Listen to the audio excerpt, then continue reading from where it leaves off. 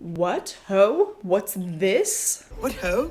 A foe? My returning subscribers might be thinking, what, where is she? Who is she? If you're new here, I'm in a brand new location. This has never been featured on my channel before. I feel like you'd never be able to guess where I am today. Well, I'll tell you. I am in Poland right now, and you'll find out exactly where soon enough if you follow me on my travel Instagram account. Yes, this spooky babe has taken on Poland for this Halloween season. I also just briefly want to apologize for the lighting today. It's gonna be doing some wacky stuff. I obviously couldn't bring my entire studio lighting kit with me overseas, so we're working with the sun today, baby, and we'll see how it goes. All of that aside, hello ladies and gentlemen, welcome to this juicy video. I hope that you all have been staying spooky because as horror fans, I hope you know that our powers grow stronger the closer to Halloween we get. I personally haven't decided if I'm gonna use my powers for good or for evil this year, so I guess we'll just see how things shake out. Anyways, hopefully you all have seen both of the movies that we're going to be talking about today because of course we're talking about the original Halloween from 1978 and Halloween 2018. So spoiler warning for majority of this video because we're digging in deep today. Like, I mean deep. If you're new here, the original has been covered very much in depth on this channel multiple times actually. I began my Halloween series over a year ago in the summer of 2020. I did a review of the original, and just a couple of days ago I released my comparison of the original to the 2007 Rob Zombie's Halloween. I know it's technically a sequel, but coming 40 years after the original, it's bound to have some kind of remake vibes because of all of the homages in the movie. And of course, we have an updated version of Laurie, a new kind of version of Dr. Loomis, new key characters. We also have a new Michael, so there is a lot to compare. So the structure of today's video is gonna go like this. I'm gonna break down a lot about Halloween 2018, a lot of the background information, a lot of fun facts. So we'll talk about why it was made, we'll talk a little bit about Jamie Lee Curtis, we'll talk about how the score was made, etc. Then after all of the background info and the trivia and whatnot, I'll be pointing out some of my favorite homages to the original in 2018. Then we'll talk about the plot similarities and differences from Halloween 2018 and the original. We'll do a character comparison, so of course Laurie, we'll do Dr. Loomis and Dr. Sartain, and then we'll have our Michael comparison. And lastly, we'll be talking about the thematic elements of each movie and the different messaging, like what were these movies trying to say. Of course, I'll wrap it up in the end and try to decide which is the superior film. So as we know, the new Halloween trilogy is being produced by Blumhouse, and Jason Blum was actually the one to initiate this movie happening. He said that Halloween had outlasted any other horror movie. It had had good incarnations and bad incarnations, but it needed to have the perfect incarnation. So that's what he wanted to do with Halloween 2018. He also says that if you're a great director, you can be a great horror director. You can make a great horror movie even if you've never done horror before. Hence why he was the one to actually approach David Gordon Green. I think he's best known for making Pineapple Express, or at least that's what I know him from. It's probably obvious, but I love that movie. Anyways, I watched a bunch of interviews with him, so I just want to give you guys a little bit of background info on him with Halloween. He said that when he was about 12 years old, he was sneaking into horror movie showings in the theater, and so that year, I guess Halloween happened to be playing in the theater and he snuck in to see it. And Halloween was a really big deal to him as a child, and it seemed like making Halloween 2018 was a very cathartic experience for him. To kind of summarize what he was saying, he had mentioned that he had been kind of traumatized by Michael in his youth, and he felt that by making this movie, he was taking charge of his own demons, and finally he was able to tell him what to do, him being Michael. I got goosebumps when he said that, like that was like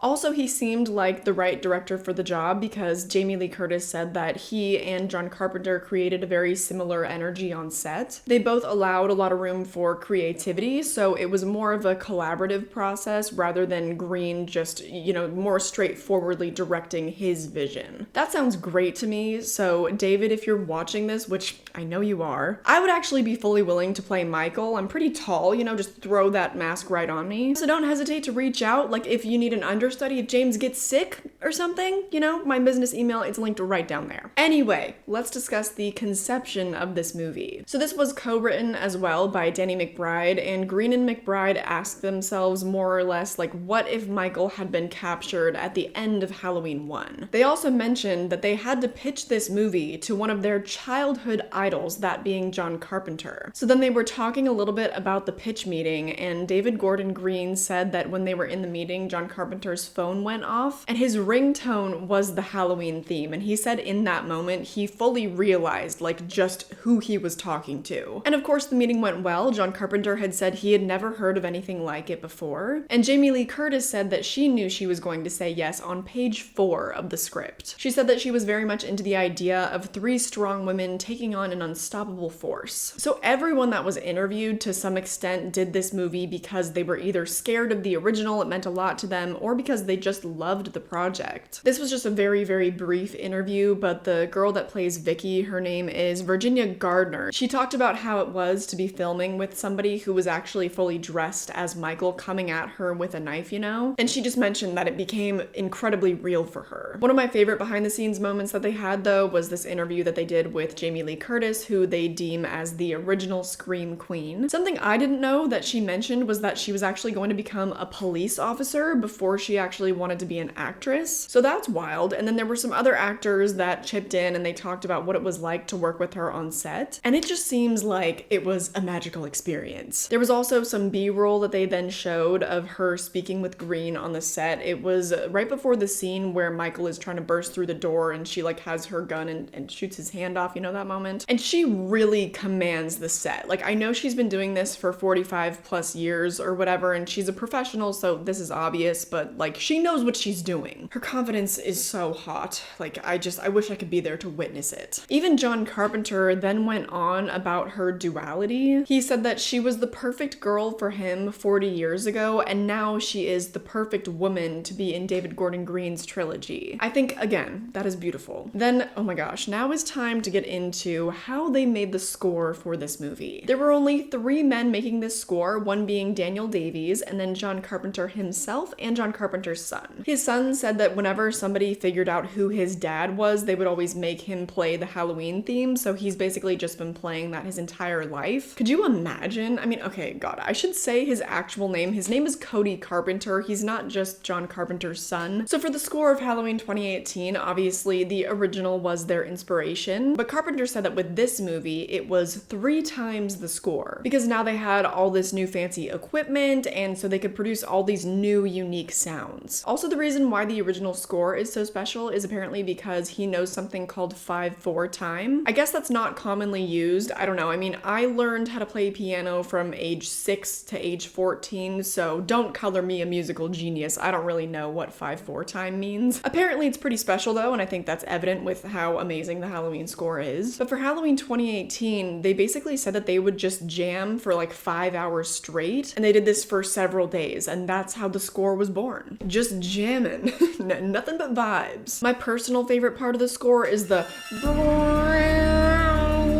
but you probably already knew. I think that's everybody's favorite part. So anyway, now let's talk briefly about Michael's mask and some of the behind the scenes thoughts on the mask. Danny McBride was quoted when he was kind of talking about like the mysterious plain sort of nature of the mask, but I want to quote him because he said, "You can project your own things that frighten you onto that mask." I thought that was very interesting. I think that's a good way to look at it because it is a very plain mask, and so it's kind of a wonder why it is so frightening, but I do personally find it to be a very unnerving look. James Jude Courtney also says that when he puts that mask on, it's like a switch is flipped inside of him and he feels completely different. If you actually want to hear him talk about this more in depth, my friend Roger over on the channel Slasher Pepper did a really in-depth interview with him. They spoke for over an hour. It was an amazing, a very insightful interview, so I'll link that down below. But on that note, it is actually now time to dive into all of my favorite homages in Halloween 2018. There are a bunch more that I'm not going to touch on. I'm trying to stick just to the homages to the original from 1978. There will also be more to the original that I'm not going to get to, but it's just, there's a lot. They put a lot of attention to detail with the homages, so I'm just going to be talking about my favorites to save us some time. The original title of the first film, The Babysitter Murders, is actually spoken aloud by Officer Hawkins in this movie. We also get to see Judith Meyer's tombstone in Halloween 2018, and it looks exactly as it did in the original. Also, the poor boy who dies in the bus bus crash scene dies in the exact same way as Annie from the original. We also all know and love the classic bedsheet scene, which gets a fun twist because Michael actually covers up the babysitter Vicky with a sheet after murdering her, and he leaves her for Officer Hawkins to find. He also pins another boyfriend to the wall, which, I don't know, for me that doesn't get old. We also know the classic shot of Michael standing outside between the window blinds, and Laurie mimics Michael with the same shot. She also does it again, of course, as we know Michael falls off of the balcony in the original, and in this movie Laurie is the one to fall off and then disappear. I think that'll do it for now, just because we have a lot more topics to get into today. So right now we will dive into the plot comparison. So I'm going to start with a brief overview, but I think I'm going to skip doing that for the original. Hopefully we already know and are familiar with what happens in that movie, and I just covered it at length. So let's just focus on Halloween 2018 today, where after a narrow escape over 4 decades ago, Laurie Strode comes face to face with Michael Myers after he escapes from captivity. Joined by her daughter Karen and her granddaughter Allison, she must confront her worst fears and put an end to his killing spree. So there's one major similarity. In the original, of course, Michael had been locked up for 15 years, and in this movie, at this point, he had been locked up for another 40 years. In both circumstances, Michael had not uttered a single word, much to the chagrin of his doctors. A key similarity that I really enjoyed was actually that he escaped while being transferred to another prison, but they changed it up, and for 2018, they added a lot of juice to it, if you will. So instead of Michael grabbing a car at the institution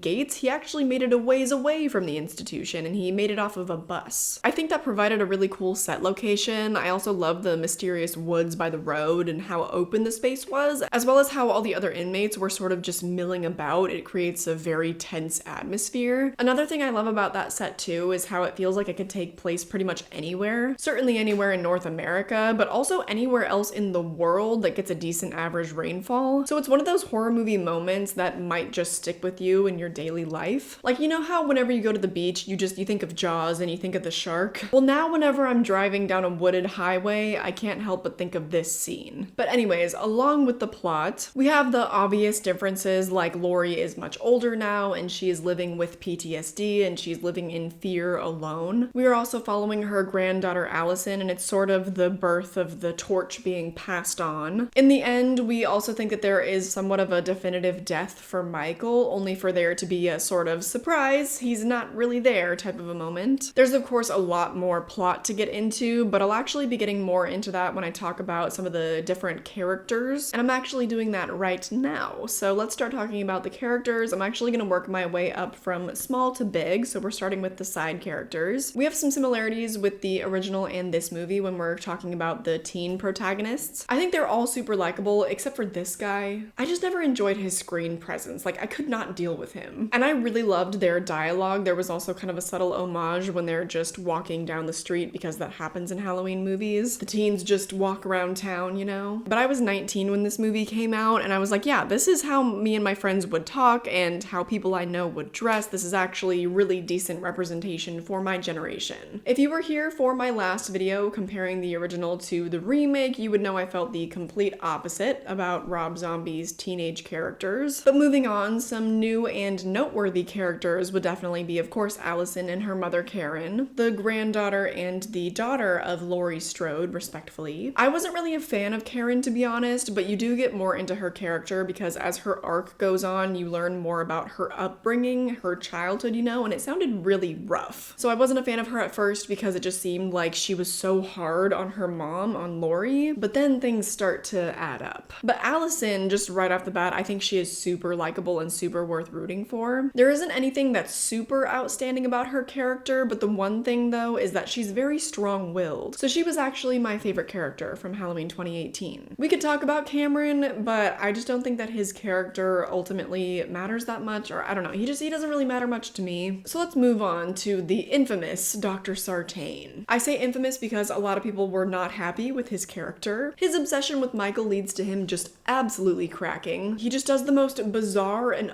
reasonable things, like for one, he locks up Allison in the backseat of the cruiser with Michael. He drives Michael to Laurie's house because he believes they have some sort of fate-related connection, right? Then he says something really weird like, I wonder what it feels like when he kills somebody. And then he just fully stabs Officer Hawkins in the neck. But not only does his character have this insane twist, but then it's taken away from us almost immediately because of course he gets killed by Michael. I think Greene and McBride more or less asked themselves, well, what if Dr. Loomis had gone crazy because of how long he cared for Michael? And thus Dr. Sartain was born. I don't know, I mean, that's just my theory. And actually, when we compare the two, there are some interesting similarities. Loomis feels almost just a hop, skip, and a jump away from being a Mr. Crazy Pants too. But if you want to pick up what I'm putting down, you'd probably have to have seen more of the Halloween series because Dr. Loomis just progressively gets weirder and weirder as it goes. So I easily could have seen Donald Pleasance's Dr. Loomis going down a similar path one day because he's a psychiatrist whose profession is getting into people's minds. He's then given the ultimate torture by receiving this patient who brutally murders people and then never utters a single word. Not one word for 55 years. Tell me that wouldn't drive you crazy, okay? You also know there's that old cliche where therapists are more messed up than their patients. So, I know, I'm in the very small minority who actually doesn't really mind that plot line because I feel like I understand it, or I at least understand the intention of it. I think it was really fun that they didn't just make another Loomis replica, and I was actually worried that that was basically what Sartain was because at one point Laurie even says, oh, you're the new Dr. Loomis. Speaking of, shall we discuss the Queen? So Laurie Strode, known in the original for being the girl next door, the best babysitter, a girl with her head in her books turned badass defender of the children from evil. By the end of the movie, she is sobbing, she has clearly just been through a lot of trauma, and in 2018, oh boy, is that trauma explored. We'll get into that a bit more in the theme portion of the video, but it definitely does really shape her character in this movie. She's a definitively broken woman, but she also still possesses an insane amount of strength, and I think it's really comparable to like Sarah Connor from The Terminator. I don't hate that character development, I really don't. I think her trauma is explored in a pretty shallow way in Halloween H2O, so I'm glad that they went with a more realistic representation of PTSD in this timeline. But again, we'll get more into that in a bit. Overall, with all of the characters, I feel like you do get a much stronger sense of character. However, maybe people can more easily identify with the characters of the original because they feel more like your average everyday person. Basically, all of the characters in the original gave neighbor next door energy. And we spoke in my last video at length about why that was such a profoundly frightening thing because for a lot of people it brought horror closer to home. But now it's time for the character, or shall I say shape,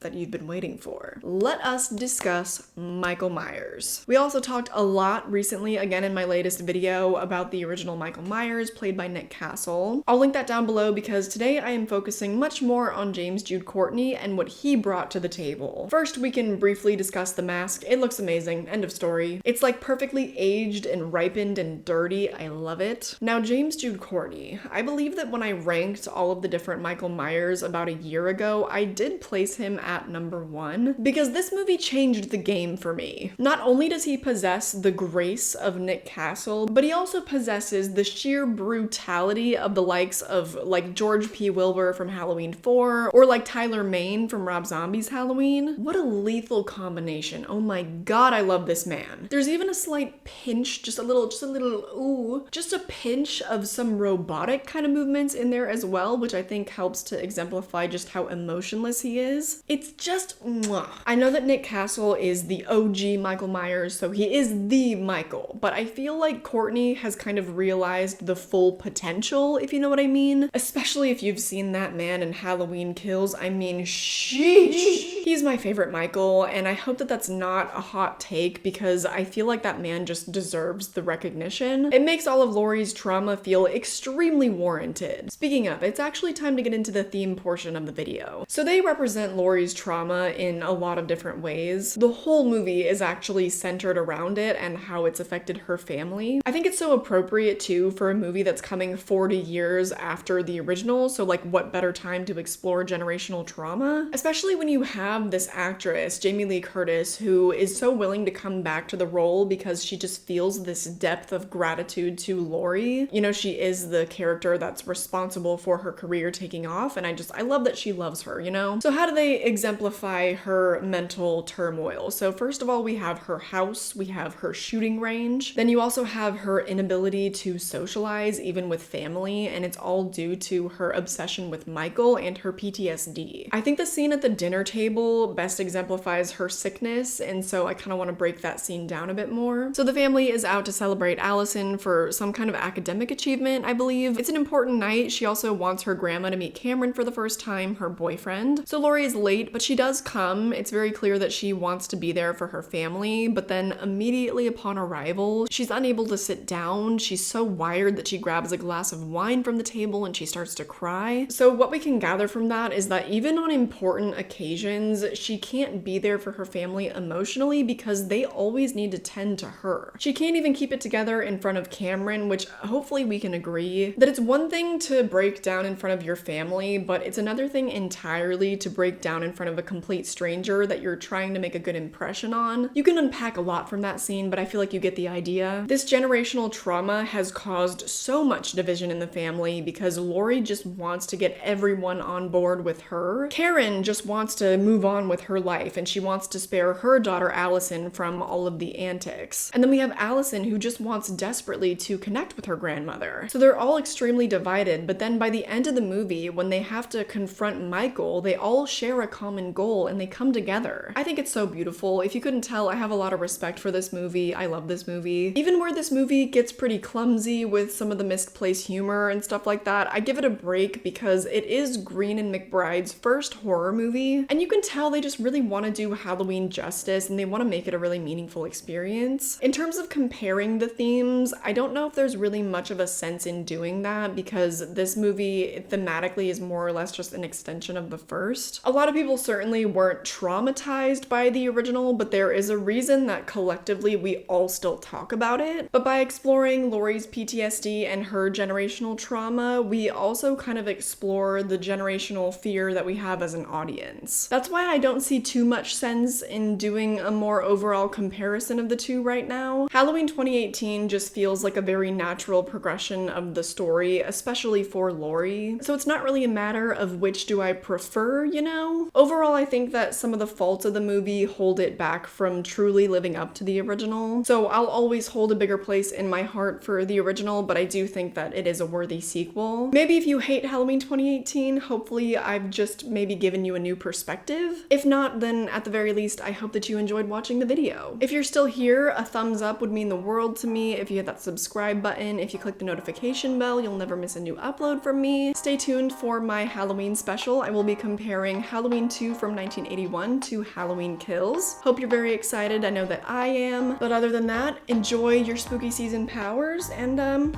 bye!